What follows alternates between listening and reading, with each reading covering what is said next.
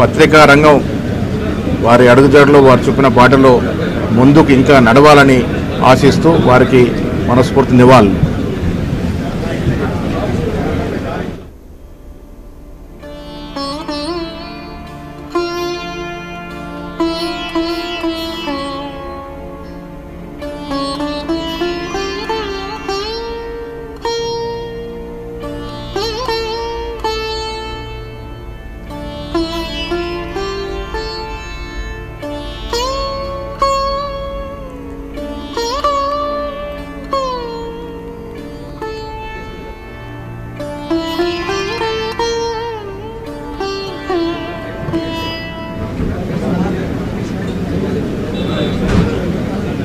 రామోజీరావు గారు మన ముందు లేరనే మాటను తట్టుకోలేకపోతున్నాం. ఎందుకంటే నాకు మా నాన్నగారు, తర్వాత ముడపూడి అచ్యుతప్రసాద్ గారు, రామోజీరావు గారు వీళ్ళు ముగ్గురు మార్గదర్శకులు నా జీవితంలో. నేను వీళ్ళ అడుగుజాడల్లో నడుపుతున్నాను. ఎందుకంటే వీరు కష్టాన్ని నమ్ముకుని నమ్మారు. పుట్టినప్పటి నుంచి పెరిగేవారు, పోయేవారు, చూసేవారు, కష్టాన్ని నమ్ముకుని ఉన్నవారు. వీరు లేరని అనుకునేదానికన్నా వీడు మన ముందే ఉంటూ ఆయన సంస్థలో ఈనాడు ఆయన మార్గదర్శనంలో నడుపుతూ మనం బతుకుతూ సరిపోతుంది. అలాంటి మహానుభావులను మనం లేరని అనుకోవద్దు. మనం ఆయన మార్గదర్శనంలో ప్రయాణం చేద్దామని చెప్పి కోరుకుంటున్నాం.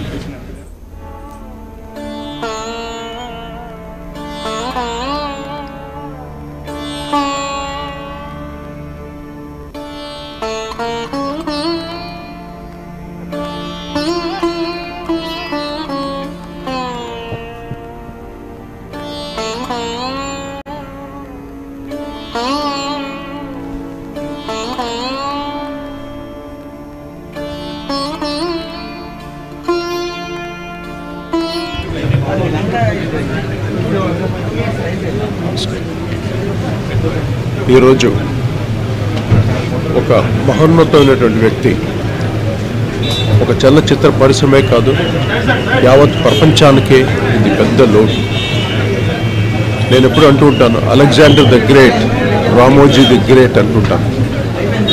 అంటే ఎటువంటి ఒక సింపుల్ మనిషిగా వచ్చి, ఒక సాధారణ మనిషిగా వచ్చి ఇంత గొప్ప సామ్రాజ్యాన్ని ఏర్పరచుకొని ఎంతోమందికి ఉపాధిని కల్పించి చలనచిత్ర పరిశ్రమలో నేను రాజు మా బిగినింగ్ స్టేజ్లో ఎన్నో సినిమాలు రామోజీరావు బ్యానర్లో, ఉషాకేర్ బ్యానర్లో ఎన్నో చిత్రాలకి పనిచేశాను. అలాగే మా అన్నగారు వాసురావు గారు కూడా ఎంతగానో పనిచేశారు. వారికి నాన్నగారంటే, సాలు రాజేశ్వర అంటే ఎంతో అమితమైన గౌరవం, ప్రేమ. ఆ ప్రేమతోటి మమ్మల్ని ఎంతగానో బాగా చూసుకునేవారు. రాజ్కోటిగా ఎన్నో చిత్రాలకి, మౌళి గారి చిత్రం, తర్వాత శరత్ గారిది, మోహన్ గాంధీ గారిది, ఇలా ఎన్నో చిత్రాలకి మేము మ్యూజిక్ వహించి నువ్వే కావాలి చిత్రానికి నన్ను సోలోగా పెట్టి ఈ రోజుకి ఆయన మాటలు ఎప్పుడు గుర్తుకొస్తూ ఉంటాయి. సిల్వర్ జూబ్లీ ఫంక్షన్ రోజు ఎంతో గొప్పగా నన్ను ఆశీర్వదించిన మహోన్నతమైన వ్యక్తి రామోజీరావు గారు. మళ్ళీ ఇటువంటి వ్యక్తులు మళ్ళీ రారు. కానీ అందరూ ఏం కూడబెట్టుకున్నావు, ఏం తీసుకుపోయావు అంటారు. కానీ ఆయన ఎంతోమంది అభిమానుల్ని, ఇంత గొప్ప సామ్రాజ్యాన్ని వదిలేసి వెళ్ళారు మన కోసం. Greatest man. ఆయన ఆత్మశాంతి కలగాలని ఆయన కుటుంబ సభ్యులందరికీ నా సానుభూతి తెలియజేసుకుంటాను. నమస్కారం.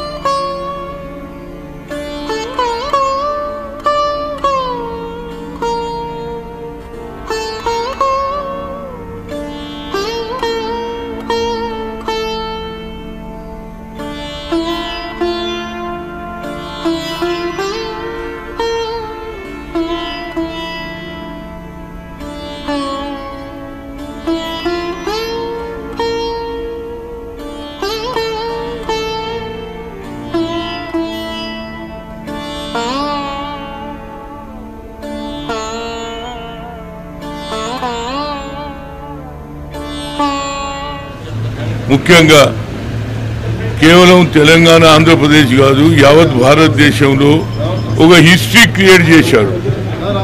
గతంలో మీడియా ఆంధ్రపత్రిక, ఆంధ్రప్రభ, ఆంధ్రజ్యోతి ఉండే, కానీ ఈనాడు పేపర్ పెట్టిన తర్వాత ప్రతి గ్రామంలో 6 గంటలకే పేపర్ చదువుకునే అవకాశం. అంతటితో ఆగలే, చిన్న పాల వ్యాపారం చేసి ఆ తర్వాత పచ్చడి చేసి మార్గదర్శి చిట్ ఫండ్ పెట్టి ఈనాడు ప్రజలకు ఎక్కడ కూడా ఒక మార్గదర్శిలో డబ్బులు పెట్టిన వారికి అన్యాయం జరిగిందని కనిపించలే. అదే కాకుండా ఇంత పెద్ద అడవులలో ఇంత పెద్ద స్టూడియో కట్టడం ప్రపంచంలోనే రికార్డు. ఇంత పెద్ద ఇదంతా అడవి ఉండే నేను యువజన కాంగ్రెస్ అధ్యక్షుడిగా ఉన్నప్పుడు. అలాంటి నాయకుడు ముఖ్యంగా యూత్ కాంగ్రెస్లో పంచవర్ష 5 అంశాల కార్యక్రమాన్ని, చెట్టు నాటడం కానీ, స్లమ్ క్లియరెన్స్ కానీ చాలా పబ్లిసిటీ చేశాడు. సినిమా ఇండస్ట్రీలో ఒక పక్క మీడియా, ఇంకో పక్క ఇండస్ట్రీ.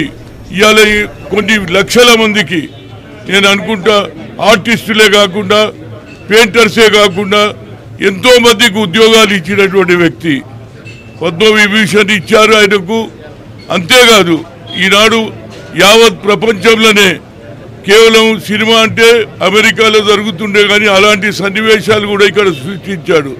కానీ ఆయనకొక బాధతో నాకు బాగా తెలుసు, నేను కుల్లా చెప్తా, ఏది భయపడ. నేను గతంలో రాజశేఖర్ రెడ్డి గారు పాదయాత్ర చేస్తే ఆయన పాదయాత్ర, ఆయన స్నానం చేసేది, ఆయన నడిచేది అన్ని చూపించాడు. కానీ మార్గదర్శి లేదో అన్యాయం జరిగిందని మాటి మాటికి ఏది హింస పెట్టడం, అది హత్య అయింది. ఆయన నేను అన్నాను, ఏంది ఇది, మీరు ఎందుకు ఆయన మీద పడుతున్నారు? ఆయన నీకు కూడా పబ్లిసిటీ ఇచ్చిందా లేదా? ఎన్టీ రామారావుకి ఇచ్చాడు, నీకు కూడా ఇచ్చాడు. కనుక ఆ బాధ నిజంగా కూడా ఇవాళ నాకు కనిపిస్తుంది. ఆయన నిజంగా కూడా మంచి వ్యక్తి. చిన్న ఏది కింది స్థాయి నుంచి ఆ స్థాయి ఎంతోమంది ఇవాళ అదాని అంబానీలు ఉన్నారు, కానీ ఇలాంటి సృష్టించి ఈ పేద ప్రజలకు, ముఖ్యంగా ఆర్టిస్టులకు అవకాశం, వడ్డవాడు కానీ కుమ్మరివాడు కానీ అందరికి కూడా పేద అట్టడుగున్న ప్రజలకు న్యాయం చేసిన వ్యక్తి రామోజీరావు. నిజంగా ఆయనకు తప్పనిసరిగా యావత్ దేశ ప్రజలు, అది టీవీలు కానీ అన్ని కూడా అన్ని ప్రాంతాలలో అన్ని భాషల్లో చూపించినటువంటి వ్యక్తి. ఆయన లేని లోటు, ఆయన లోని లోటు ఉంటుంది. తప్పనిసరిగా నా ప్రగాఢ సంతాపం. వాళ్ళ కుటుంబ సభ్యులు తప్పనిసరిగా ఆయన వైద్యుని ఇక ముందు కూడా కొనసాగించాలి. పేద ప్రజలకు న్యాయం జరగాలి. మీడియాలో ఎక్కడ అన్యాయం జరిగితే ఆ అన్యాయం గురించి ప్రజలకు చెప్పినట్టు